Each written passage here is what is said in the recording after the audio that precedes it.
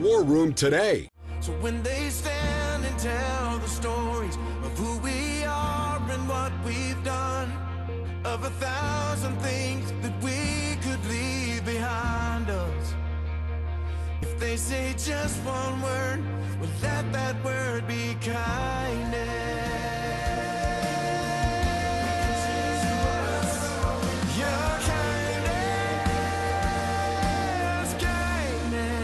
This is the FlashPoint Television Network. Welcome to FlashPoint NewsBreak, where the truth lives. Here are today's news stories.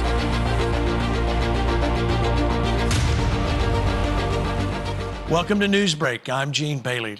The goal of NewsBreak is to bring you the stories from around the globe that affect your life. Let's get started with what's happening.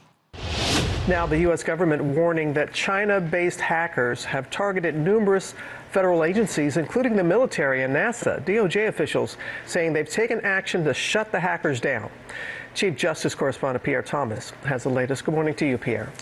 Robin, good morning. Last night, the FBI and NSA sent out an urgent advisory warning government agencies and private industry that a Chinese-based hacking unit is aggressively targeting our nation's most sensitive infrastructure. The hacking group known as QTFY has targeted the computers of the U.S. military and NASA. And Wednesday, U.S. officials revealed that in 2024, the group conducted computer intrusions against the Federal Reserve, HHS, NIH, and 3 laboratories at the Department of Energy, which is responsible for the nation's power grid and nuclear energy weapons research. The group, which includes former members of the Chinese military, secretly takes over computers worldwide and uses them to steal passwords. Stealing those passwords can create a gateway to computer networks. And this morning, U.S. officials are urging agencies to update their security software and to examine how their computer networks interact with the internet. Unrest at the California Capitol. Matt Finn is live with exclusive new video. Matt, good evening. Trace, some tense moments in Sacramento today. One local report says 3 people were arrested for assault. Dueling protesters clashed over the recent signing of what's referred to as the Stop Nick Shirley Act. The Democratic majority in Sacramento says the bill is designed to shield the address and personal information of workers that provide services to immigrants. We have people doxing and threatening people left and right for simply helping people that they believe in helping, for doing what they believe is right. And those people deserve to have some protection. Nick Shirley was at the protest today, and he argues the California bill is actually shielding non-government organizations misusing tax dollars. People know that this bill is not, it goes against the First Amendment. That's why they're out. That's why everyone's out here today. They're trying to protect fraudsters versus the person exposing the fraud. And Shirley argues the bill actually makes it harder for the public and journalists to expose fraudsters. Trace. This morning, the company behind the cameras watching America's roads is now under investigation by Congress. In a letter to the CEO of Flock Safety, Missouri Senator Hawley accuses the company of building an unprecedented national surveillance network, saying Congress never authorized the network your industry has built. Flock's license plate reader cameras photograph every passing vehicle and enter the information into a database that police can search, no warrant needed. More than 120,000 have been installed in 49 states, triggering protests over privacy. The cameras have been vandalized in many states. Florida Governor Ron DeSantis says the surveillance system is out of control. No one's been stronger on law enforcement than me, but I don't want to have this become a surveillance state. Senator Bernie Sanders saying we cannot allow America to become a surveillance state. Police officers from Georgia to Ohio have also been accused of misusing the technology for personal use. One officer is accused of using the cameras to track her boyfriend's ex-wife more than 30 times. Flock CEO says the company is taking steps to crack down on misuse. He says the cameras are a critical crime-fighting tool. We helped in over 1 million crimes last year, over 10,000 missing people. Flock says it will soon respond to Senator Hawley's letter. Meanwhile, a nonprofit has started a database of local governments canceling Flock contracts. The USS Abraham Lincoln is finally en route home. Sailors' text messages and their families' social media posts revealed the ship's first port stop after 9 months in the Middle East will be Thailand. The use of social media has U.S. military officials particularly alarmed. Now the Navy is urging sailors, Marines, and their families to set online profiles to private and scrub details of their military ties to prevent hostile actors from mining publicly available information. Michael Stokes is a former CIA case officer who now trains U.S. citizens and companies on how to reduce their digital footprint. All of those little pieces of data provide the pattern of life that an adversary like Iran could utilize to target and potentially dox, expose, and even attack service members while they're overseas. Last August, 1,300 troops used a shared fitness app called Strava, exposing the location of American bases in the Middle East. Even today, the app shows the favorite running routes of service members at Al-Assad Air Base in Iraq. On July 17th, a soldier posted a video taken during an Iranian missile attack on a U.S. base in Jordan. The soldier was wearing Meta glasses, which recorded soldiers running for shelter during the attack on Muwafaq Salti Air Base, the same base where 3 soldiers died as a result of an Iranian strike. CENTCOM does not blame the strike on the video. Former Nebraska Senator Ben Sasse, who has stage 4 pancreatic cancer, is taking the revolutionary drug. Here's what he told the Ruthless podcast. Listen. I'm on this drug, this miracle drug called daraxonrasib. And it's the first good news headline in 40 years of pancreatic cancer. And so my tumors have shrunk over 76% over the last 5 months. How incredible is that? To break all of this down is the new medical breakthrough. The director of the Center for Better Health and the Independent Women's Forum, Dr. Monique Yohanan, joins me now. Doctor, tell us how this new drug works and how this is different from things like chemotherapy. Sure. And this is truly a grand slam innovation. I cannot overstate the significance of this. So what this drug does is it targets a growth pathway called RAS, R-A-S. And that RAS growth pathway has been incredibly difficult. It's a really slippery surface. And so what this new drug does is they found a way to create a docking station. What it did was take survival from an average of 6.7 months to almost double that, to more than 13 months, and tumor response from about 10% to about 30%. It's an extraordinary breakthrough, and it won't just be limited to pancreatic cancer. Yeah, you mentioned the survival rate. In these clinical trials, it's nearly 13.5 months, and then with chemo at 6.5. So this is something that is very, very promising for patients right now and then potential patients in the future. What about the side effects with this? What can we see with that? Really, it's very well tolerated, I think, unlike many of the conventional chemotherapies. So I think we get just such a great win-win with this one. And then how does this change the landscape? You mentioned that this is potentially not only just for pancreatic cancer, but for all cancers. How does this change the way we view and treat cancer in the future? I think that it really changes in the sense that we conventionally were looking at just can the chemotherapy just directly attack the surface of the pathways for growth in cancer. And now we're seeing we're able to actually find proteins within the cancer cells that we can effectively harness and create as a docking station. So you not only have this target, but you're able to attach to it and have longer lasting, better tolerated and more effective therapies. And then what about the cost of this? I mean, I know a lot of people have insurance and you know, that does help when you do things like chemotherapy, but these treatments are very expensive. Do we know anything about the cost of this and if it's going to be easier to get their hands on than something like chemotherapy, because it is just a pill? You know, I have not seen the cost recommendations at this point. I do think that, you know, yes, new therapies are expensive, but again, this is the difference between doubling survival, several more months, and for many people, it'll even be more than that. I do think this is the trade-off for the kind of innovation that we have in the United States with our pharmaceutical industry.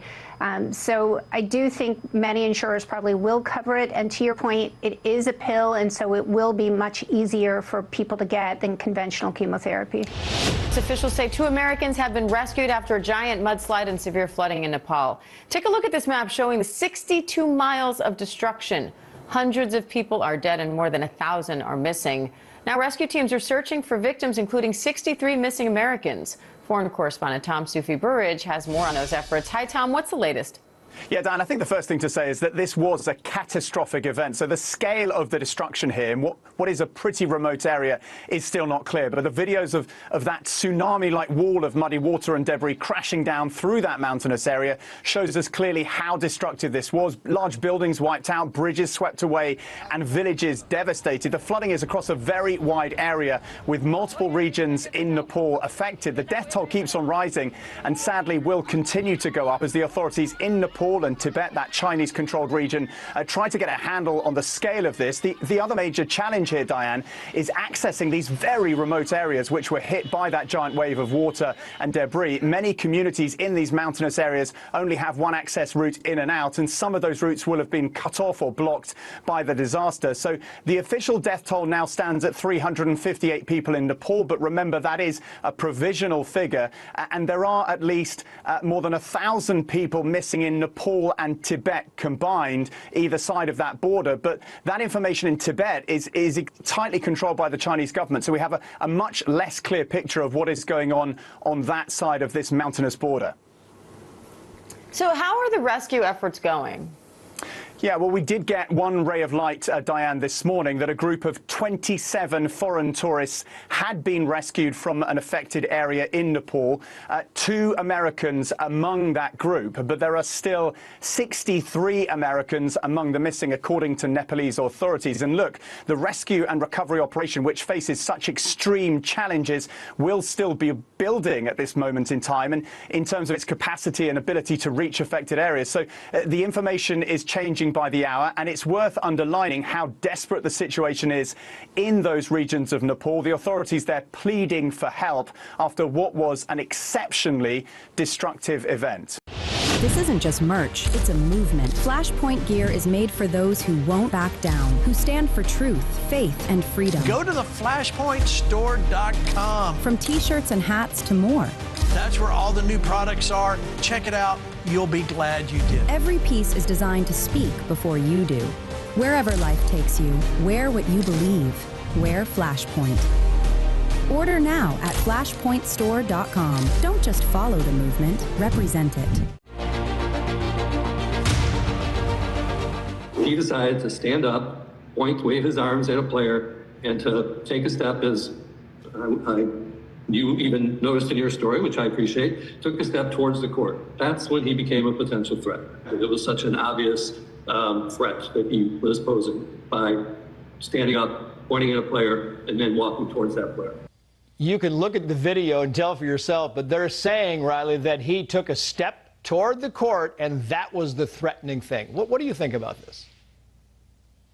The threatening thing to the WNBA and, of course, to the Chicago Sky owner isn't the fact that he had a foot on the court. It's the fact that he was wearing a shirt that said the word woman and, more importantly, defined the word woman. The WNBA has been wrestling with this question, the dreaded question, the same question, by the way, that Ketanji Brown Jackson, a sitting Supreme Court justice, wrestled with when asked by Senator Blackburn of what is a woman. They have had these performative meetings for several weeks now at this point. Who knows how long this has been happening behind the scenes, and they still don't have an answer. That's what they think is offensive. Not the fact that he stepped onto the court or maybe walked by some of the cameramen who were also, you know, on courtside under the goal. That's not what was offensive to the league or to Chicago Sky owner. It was the fact that he knows what a woman is and the fact that he's claiming to be one. Of course, in Enes Kanter Freedom, very obviously a man, right? I guess that makes me a bigot to assume his gender identity, but nonetheless, a 6'10" man with a beard who can dunk. they realize the insanity of gender ideology, which its whole basis is the mantra of I am who I say I am. They realize with him pointing this out in that visual of him standing there, you know, he's got a 7'2" wingspan. He's towering over the girls. He makes them look like ants. They now realize, I think, when you have that visual, just how insane their policy, their current policy, by the way, really is and what it allows for. Meantime, you have a podcast host. Her name is Kara Swisher, and she is blaming the WNBA issues on straight men. Watch. The problem with women's basketball is straight men just can't just stop attacking these women. I think it's misogynist. I think it's racist for sure.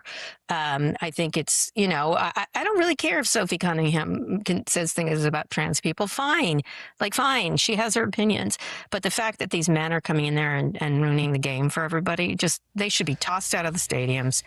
And that's the end of it. Maybe she's also talking about straight men who have T-shirts they don't like on, Riley. Yeah, I think you're right. She said all the buzzwords. She talked about straight men and misogyny and racism. I'm really confused what Inez did, my stance, I imagine what yours, what probably many people watching this and thinking that boys should not be in girls' sports, men should not play in women's sports. How in the world that is akin to racism? I have a lot of questions there, but she said all of the buzzwords. I would say back to that, Trace, you know what a misogynist would do? Is they would let a man take women's opportunities and eliminate their chances for success on the court and even beyond. These same people who claim to be, I would imagine if you asked this woman if she was a feminist, I would imagine her answer would be yes.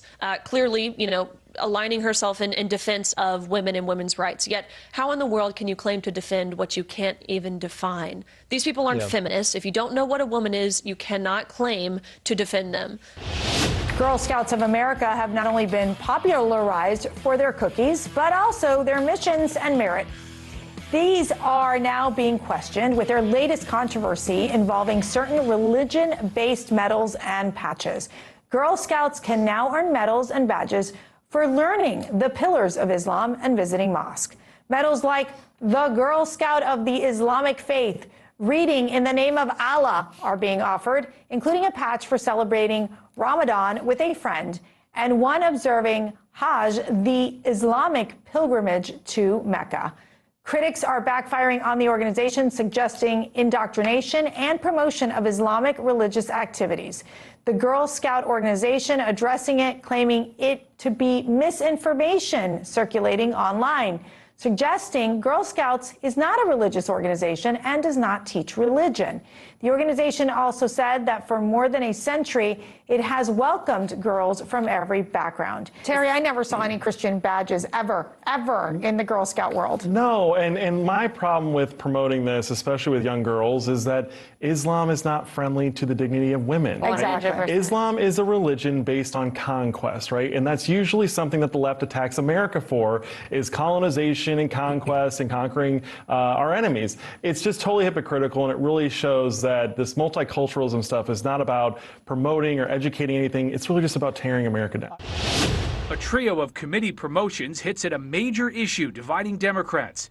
House Democrats have elevated 3 pro-Israel lawmakers to senior positions on the House Foreign Affairs Committee. Former Obama Deputy National Security Advisor and notable Israel critic Ben Rhodes says, quote, translation, a giant FU from Democratic leadership to Democratic voters. But voters just backed one of those promoted Democrats, Florida Congressman Jared Moskowitz, who trounced his DSA-endorsed primary opponent by 27 points, leading to more criticism of why some progressives are so focused on Israel. Why was that worthy of your attack unless you bear a deep animus to strong advocates on behalf of the state of Israel? So, you know, Ben Rhodes is a smart guy, but this is a really dumb move. Primaries this year are highlighting Democrats' differences on Israel, defunding ICE, and influencers like Hassan Piker. During his primary campaign, now Michigan Senate nominee Abdul El-Sayed spent time with Piker. Others are critical. I strongly disagree with many of the things that Hassan Piker said. I don't understand some of the followers. Establishment Democrats are also on the defensive after House Minority Leader Hakeem Jeffries met with Jared Kushner. Jeffries says they discussed affordability. Hakeem, as you know, is getting pummeled for simply sitting down to have a conversation with somebody on the other side of the aisle. If he's going to try to maintain the leadership position of Democrats in the House, he's got a tough road to hoe. His allies contend Democrats have to be a governing party, especially with a Republican in the White House next Congress. Now, one veteran Democrat suggests the leadership challenge may extend to the Senate. Everything's on the table. Leadership, agenda, everything must be there so that we, in fact, answer the challenge which the American people right now want us to answer. If Democrats win a narrow House majority, even a handful of progressive holdouts could have real leverage over what a Jeffries speakership looks like if he wins the speakership.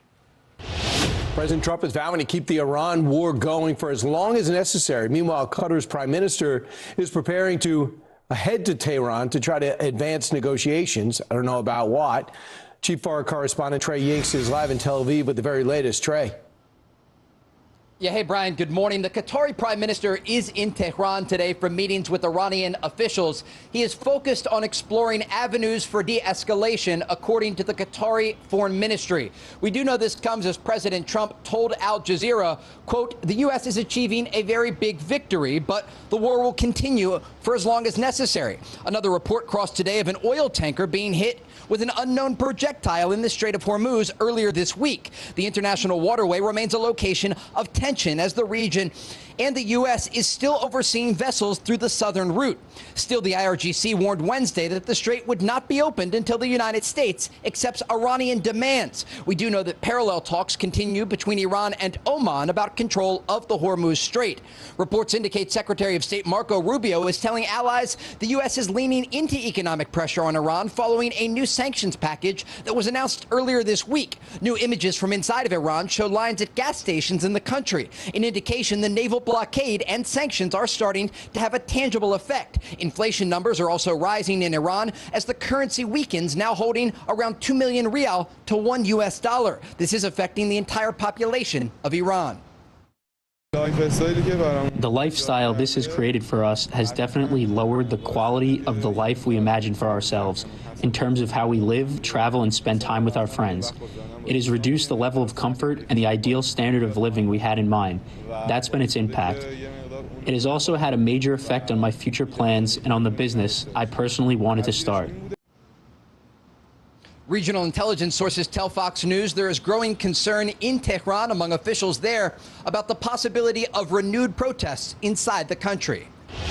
This morning, we're learning new details about CIA Director John Ratcliffe's secretive visit to Moscow this week. Sources tell CBS News during the unannounced trip, Ratcliffe delivered a warning to Russia not to attack NATO. People familiar with the trip also say the CIA director raised the ongoing conflict with Iran.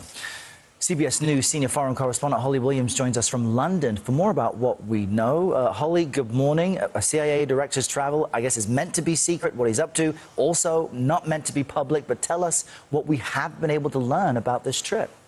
Good morning, Errol. Well, sources have told CBS News that the CIA director, John Ratcliffe, warned Russia not to attack NATO. Now, let's break down what that actually means. NATO, or the North Atlantic Treaty Organization, is at least arguably the United States' most important alliance. It has 32 member states in North America and here in Europe, and it is a defensive alliance established in the aftermath of World War II. Article 5 of NATO's founding charter is critical. It means that an attack on one member state is an attack on all. That is, they are pledged to defend each other. Now, the CIA director's visit was a secretive trip, as you just pointed out. It came to light after a U.S. Air Force plane was spotted landing in Moscow and a diplomatic motorcade was seen in the city. A Kremlin spokesman said that Ratcliffe spoke with Russian intelligence officials but did not meet with the ultimate decision maker, Russia's President Vladimir Putin. Are there serious concerns that Russia could launch an attack on NATO? So U.S. intelligence assessments indicate that Vladimir Putin could be increasingly willing to authorize provocative actions that could extend onto NATO territory. And that could include hybrid operations or cyber attacks that fall short of an outright military offensive. It's thought that Putin is trying to test NATO, both its defenses and its resolve. Now, if you talk to people here in Europe, they'll tell you that is already happening. Some here even argue that Vladimir Putin is already waging hybrid war on Europe with things like drone incursions into NATO airspace, cyber attacks, and election interference. We've been on several NATO military exercises recently, troops from several member states, including Americans, explicitly training for potential conflict with Russia. The big fear here is that Putin could misjudge the situation and accidentally trigger Article 5, dragging NATO, including the US, into a war. And some important background to that is that many people believe he misjudged Ukraine and thought his troops would control that country within a few days. Is this family strolling by Lake Ontario or Lake America? Is Canada not taking advantage of us? What's going on? What's going on is the latest volley in a trade war. Today I'm announcing that Canada will match the United States tariffs dollar for dollar, rate for rate. Canada taking aim at everything from American steel and aluminum to farm goods. The way they treat our dairy farmers in America is just not, it is not going to continue any longer. The Trump administration had already taken aim at Canada during trade talks that finally broke down. Canada is responding now with new tariffs of their own. And President Trump's latest target is a Great Lake, Ontario, and he posted an image showing his idea for a new name, Lake America, writing, "We don't expect to be doing much business with Ontario any longer." Canada, meantime, has targeted industries and states that may play outsized roles in the upcoming midterms. Economically is bad for us, but politically targeting Maine, Michigan, Wisconsin, what all three of those states have in common? Republicans are about tied with their opponents in those states. And that's just adding to the tough trade talk already making waves between the U.S. and Canada. Now, these new tariffs do not kick in until September 8th, so it's possible there could be a deal, but the stakes are pretty high. Canada is our second largest trading partner behind Mexico. Now, later today, White House Press Secretary Caroline Leavitt will be wrapping up her time at the White House. Leavitt, who at just 29 years old is the youngest White House press secretary in history, leaving the administration today after 585 days on the job, the second longest tenure of any of President Trump's top White House spokespeople. And Caroline Leavitt joins me now. Mama, you've made it to the finish line. This must be so surreal. How are you feeling this morning, last day? Great. Well, thank you so much for having me, Marky. It's great to see you, and I always enjoy watching your show every morning here at 1600 Pennsylvania Avenue. It is a very surreal feeling. Today will be my last day on the job as White House Press Secretary. I've been here for the past 20 months, and then, of course, prior to that, serving as President Trump's spokesperson on his historic re-election campaign. It has been the honor and blessing of my life to serve as his spokesperson. I think regardless of Republican or Democrat, everyone in this country can agree there will never be another political figure or president like President Donald J. Trump. And it has just been the adventure of a lifetime to serve in this job. He has accomplished so much, and I very much look forward to returning home and spending a lot more time with my kids, but continuing to serve as an outside advisor to the president and cheering him on every step of the way over the course of the next 2 years here in Washington. You have done such an impressive job, that is for sure. You bring up your kids, Caroline. You know, I played that soundbite off the top, the president teasing you. I'm guessing you're willing to confirm that you do, in fact, love your own children more than the president of the United States. Fact check, yes, that is true. And the president is, of course, joking when he says that. He's making it as a joke and jest. But I do have to say, I am so grateful to the president for being so understanding of me and my family in this very difficult decision.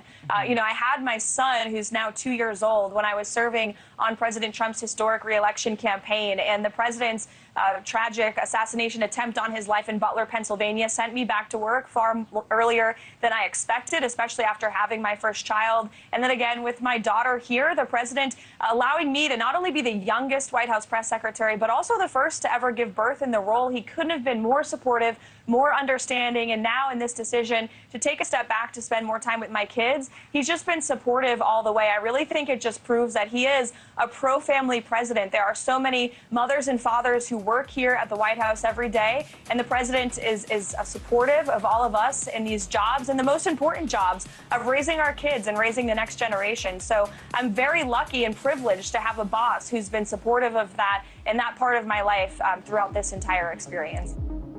Watch FlashPoint every weeknight at 8 p.m. Eastern, 7 p.m. Central. This has been a FlashPoint NewsBreak presentation. The War Room is calling. Join the FlashPoint War Room, a powerful community of believers standing together in prayer, unity, and bold support. Get exclusive updates on what God is doing right now through this movement. Stand in faith, stand for truth, and stand with FlashPoint as we press into what God is doing in this season. Whether you're a pastor, intercessor, or a passionate viewer, this is your call to action. Go to fparmy.com and join